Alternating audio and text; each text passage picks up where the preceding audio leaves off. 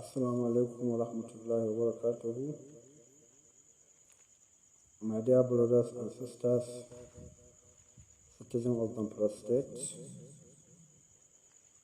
I am Mujtaba Rufai Gusau, Chairman Zamfara Concern Forum. Today, I want to present the paper which I titled Call for Unity to Save Our State. It is important to note that the right to speak is a fundamental human right that is recognized and protected by international human rights law, including the Universal Declaration of Human Rights and the International Covenant on Civil and Political Rights. The Nigerian Constitution also recognizes and protects the right to freedom of expression and speech in Section 39. Therefore, as long as one is exercising his right to free speech in a peaceful and lawful manner, they are protected by both international and national laws. Alhamdulillah. Dear political leaders and fellow citizens of Zamfara State, today I am standing here before you to present a paper which I titled Call for Unity to Save Our State, as mentioned in the first paragraph of my presentation. It is with great concern that I address you today regarding the current state of affairs in our beloved state. The recent happenings do not bode well for the common man or our political system, and if left unchecked, could lead to dire consequences.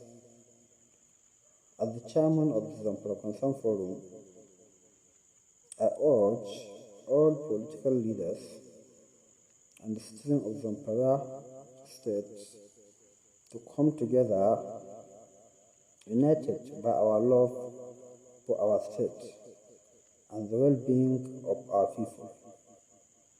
It is unfortunate that the current situation in Zamfara State does not favor the common man and is a reflection of our dirty political system. We need to work together to reshape our political system and make it more conducive for the development of our state. Collaborative efforts are needed urgently without considering any political party.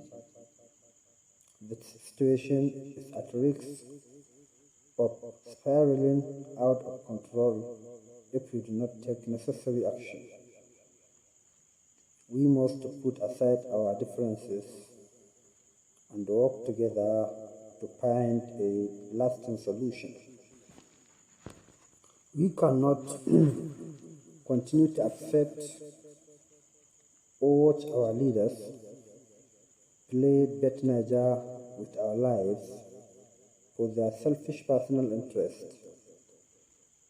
We must ensure that our leaders are driving the steering of our state in a direction of unity, peace, and love, and not in the personal direction of their selfish interest. We also must hold them accountable for their action and demand transparency in their governance.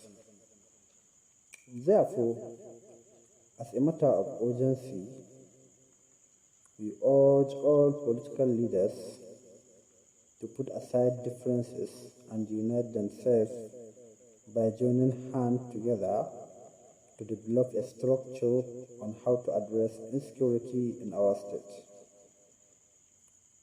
This can be achieved through pause or peaceful dialogue, depending on what is necessary and accepted by the public. We must stand up firmly to ensure that our lives are no longer played as a reflection of the political interests of barbarian leaders. We cannot allow them to act in a manner that is detrimental to the well-being of our people. We must hold our leaders responsible and demand accountability and transparency. We cannot allow any communicational gap between the leaders and the government. No act of silence in the governing of every sector of the state should be tolerated any longer. We must ensure that every sector of the state is governed effectively and efficiently. The state government and the federal government must be clear on the recent movement of banditry dialogue that both claimed unawareness of. If they are not behind it, then who is behind it? We urge them to investigate the situation and bring those responsible to justice. The recent order by the state government on the stoppage of illegal mining in the state is due to the suspected connection of those behind the illegal mining and the bandits. It is suspected that those miners have safe access to the mine site, while an ordinary person does not. But something that caught my attention is the point of suspicion that also needs to be mandated for those doing it legally, claiming they have a license.